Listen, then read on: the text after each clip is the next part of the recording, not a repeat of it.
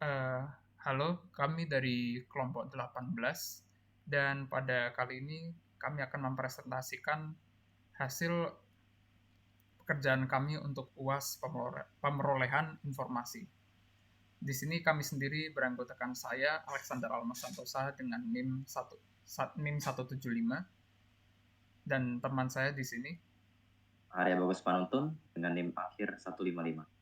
Dan di sini juga kami memiliki satu teman lagi yaitu Hagai Bastanta Depari dengan NIM akhir 170. Namun karena situasi sekarang, kebetulan teman kami belum bisa mengikuti presentasi pada kali ini. Dan untuk itu, kita langsung saja menuju overview dari laporan yang kami buat ini. Jadi untuk overview ini, kita akan membahas proses clustering Cummins untuk dataset headline berita. Headline beritanya diambil dari Twitter, datasetnya ini, dengan topik seputar kesehatan sebagai topik utamanya. Dan untuk alurnya sendiri, kita akan merumuskan pemikiran dasarnya dulu, lalu kita akan menjalankan alur metodologi yang diperlukan untuk mengolah datanya, dan pada akhirnya kita akan membahas hasilnya. Kita lanjutkan ke pemikiran dasarnya. Jadi untuk dasarnya sendiri kita akan mengidentifikasi dan memetakan kumpulan dokumen untuk memahami pola dan tema yang muncul dengan menggunakan clustering dari suatu sumber berita. Jadi dengan melakukan clustering ini harapannya kita bisa melihat hubungan antara subtopik yang muncul di antara headline-headline dalam dataset ini. Jadi harapannya itu kita bisa melihat hubungan dari subtopik-subtopiknya ini dan mengapa subtopiknya ini bisa membentuk suatu cluster sendiri. Nah, lalu kita lanjutkan ke metodologinya. Jadi untuk datasetnya sendiri, kita mengambil dari dari website UCI. Judulnya ini adalah Health News in Twitter. Kalau tidak salah, Health News in Twitter ini datasetnya diambil berdasarkan dari Twitter API di tahun 2015 dan isinya ini kumpulan tweet post berita yang diambil dari berbagai akun berita seperti BBC dan Reuters. Dan kita lanjut ke collab-nya di sini. Jadi untuk contoh yang sekarang ini kita menggunakan dataset Reuters Health, bisa terlihat di sini. Dan di bawah ini kita bisa lihat contoh datasetnya. Kita scroll ke bawah. Jadi ada 3 kolom utama di sini, yaitu ID, lalu ada date, dan juga teksnya yang berisi tweetnya yang akan kita olah nanti. Lalu di sini akan ada tindakan pre-processing dulu. Jadi tweet yang kita olah ini tentunya akan kita pre-process dulu. Kita mulai dengan menghilangkan linknya. Kita lihat di sini kita punya metode remove links. Jadi di dalam teksnya ini ya teksnya masih kotor dan masih memiliki link, makanya kita buang dulu linknya. Terus di sini ada special char. Special char ini metodenya sebenarnya berfungsi untuk menghilangkan karakter-karakter khusus atau tanda baca seperti titik 2, koma, titik yang yang perlu dihilangkan agar prosesnya ini bisa berjalan dengan lebih lancar. Lalu setelahnya itu kita akan melakukan proses lower casing. Jadi kita membuat semua hurufnya menjadi lowercase atau huruf kecil. Setelahnya kita mengimport NLTK di sini. Fungsinya agar kita bisa menggunakan library stop words-nya agar kita bisa menghilangkan stop word. Jadi stop word itu kata-kata yang tidak penting, kata sambung saja gitu, kayak seperti dan, atau, ataupun, dan itu perlu dihilangkan juga. Di sini kita tambahkan custom stop words juga. Di sini ada RT sih yang paling penting, karena ada beberapa tweet yang isinya itu ada tulisan RT yang berarti retweet, dan itu merupakan ya menurut kami merupakan stop words yang harus dihilangkan karena jumlahnya cukup banyak. Nah, setelah menghilangkan stop words, kita akan menggunakan lemmatizer di sini. Lemmatizer ini mengembalikan sebuah kata itu menjadi kata asalnya. Jadi kayak misal melakukan kata dasarnya jadi laku atau lakukan gitu. Nah, setelah kita melakukan pre-processing, kita lanjutkan ke proses berikutnya yang akan dijelaskan oleh teman saya. Ya, jadi di sini kita bisa lihat pada head dari dokumen sudah kita proses, data sudah terpreproses. Pertama kita akan ambil saja kolom teks karena yang lain tidak perlu, yang kita akan pisahkan pada variable teks. Itu adalah kolom teks pada dokumen. Yang pertama itu kita perlu untuk melakukan type idef parameter. Itu digunakan untuk mapping teks kita menjadi bentuk vektor, yang bentuknya menjadi vectorized dokumen. Dan kita akan simpan.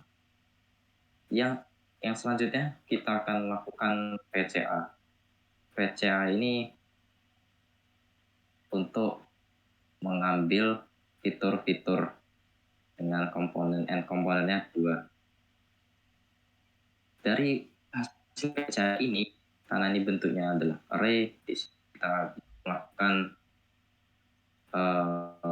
clustering k-means lebih mudah karena di sini ada matriks dengan 2 dimensi ini, ada 2 nilai tiap baris.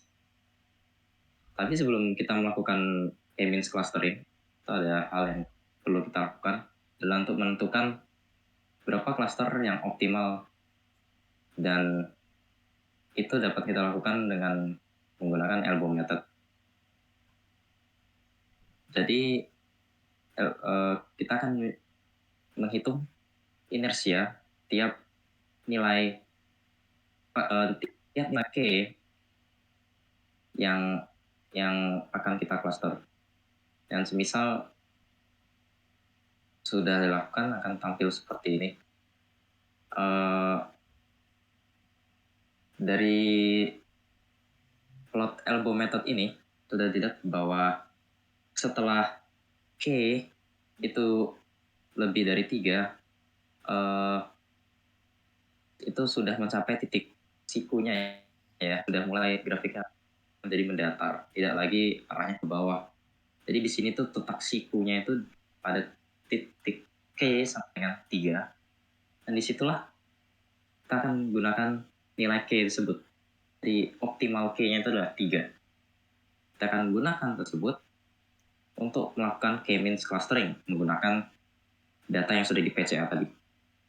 Karena lebih mudah. Bentuknya itu seperti koordinat. Dan dari itu kita akan melakukan clustering. Hasilnya kita akan append ke dalam data frame baru results, di mana itu akan menampilkan dokumen serta cluster dokumen itu berada. Dan ini hasilnya. Jika kita plot menggunakan matplotlib, dan tiap cluster kita akan kasih warna. Sini kita akan kasih warna merah, biru, dan hijau. Tabelnya juga terlihat jelas bahwa ini menurut saya ini sudah tercluster dengan baik dan lumayan even. Walaupun di bagian titik tengah emang data itu lebih terfokuskan. Mungkin karena emang terlihat bahwa term-term yang muncul itu emang lebih banyak pada di titik-titik yang terutama cluster 2. Di sini bisa kelihatan ya, cluster 2 itu sendiri ini punya 2.700 dokumen masuk ke dalam cluster 2. Dari 4.700 atau 4.100 tadi, kurang tahu, lupa.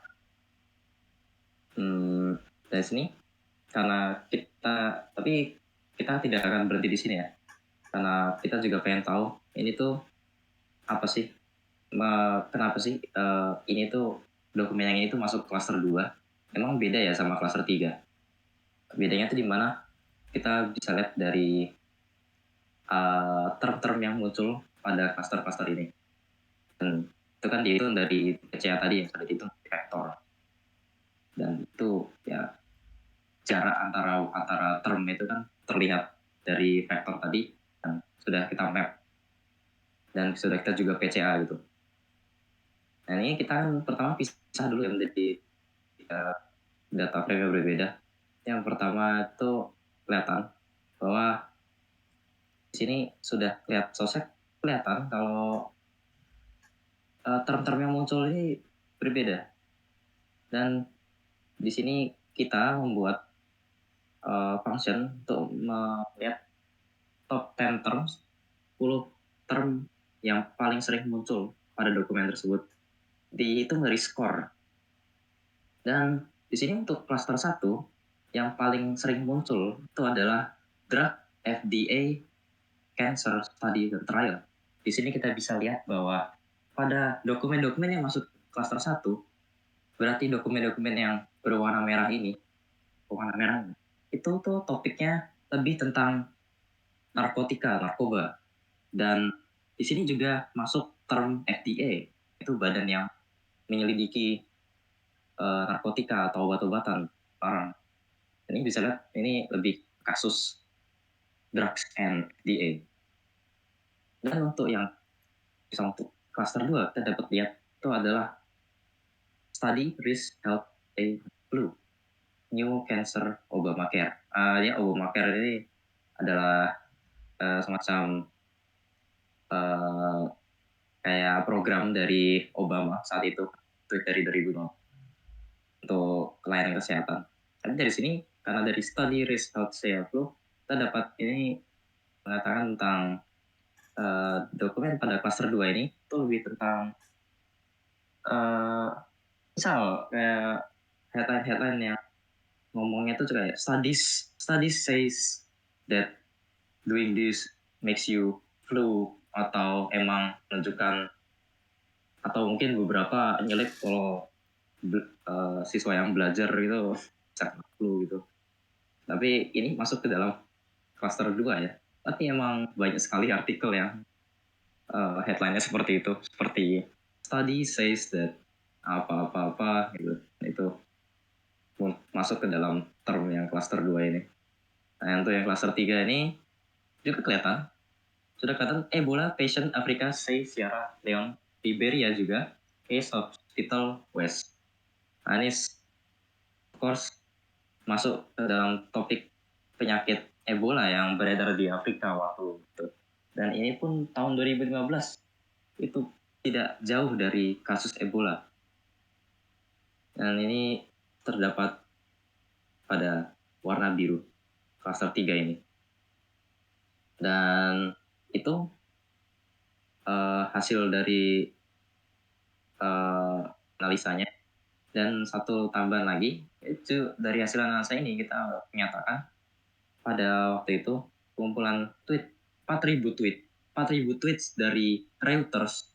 Reuters itu berarti kita tahu Reuters itu lebih mengcover topik seperti drug, FDA, cancer, dan topik-topik seperti studies, apa hal yang beresiko gitu. Dan studies says flu is hal ini lebih beresiko, itu mereka lebih melakukan. Dan juga penyakit Ebola yang pada saat itu marak, itu Reuters itu sering mengcover itu kayak rata-rata mereka itu topiknya seperti itu. Tapi tentu saja untuk analisa kami itu tidak berlaku pada Reuters saja. Kita juga bisa mengganti ini menjadi semisal kita akan mengambil salah satu, tapi karena datanya itu banyak yang rusak, kita ambil salah satu yang bisa, itu adalah NPR Health. Sebenarnya ada dari mungkin berapa? Hanya ada 7 yang bisa, tapi kita ambil NPR Health. Kita kan kelihatan semua. Ya, dan data proses yang dijalankan sama persis. Sambil menunggu, dan sudah jadi. Ini sama. Elbow itu menunjukkan 3, baik. Dan ini data yang tercluster.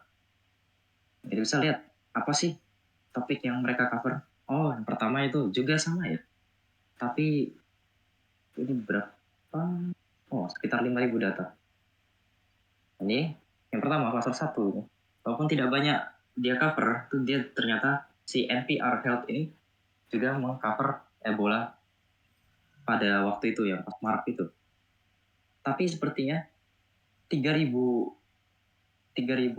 tweet yang mereka omong itu lebih tentang dokter health, Obamacare, drug kit risk. Ini lebih kepada kasus pada umumnya ya. Mungkin lebih marah pada waktu itu Obamacare juga. Itu NPR Health lakukan. Nah, terus untuk top 10, terus yang ke cluster 3 itu mereka berbicara tentang health insurance dari sini kita lihat. Top 5-nya tuh healthcare insurance exchange dan law. Dari sini mereka ngomongin tentang health insurance.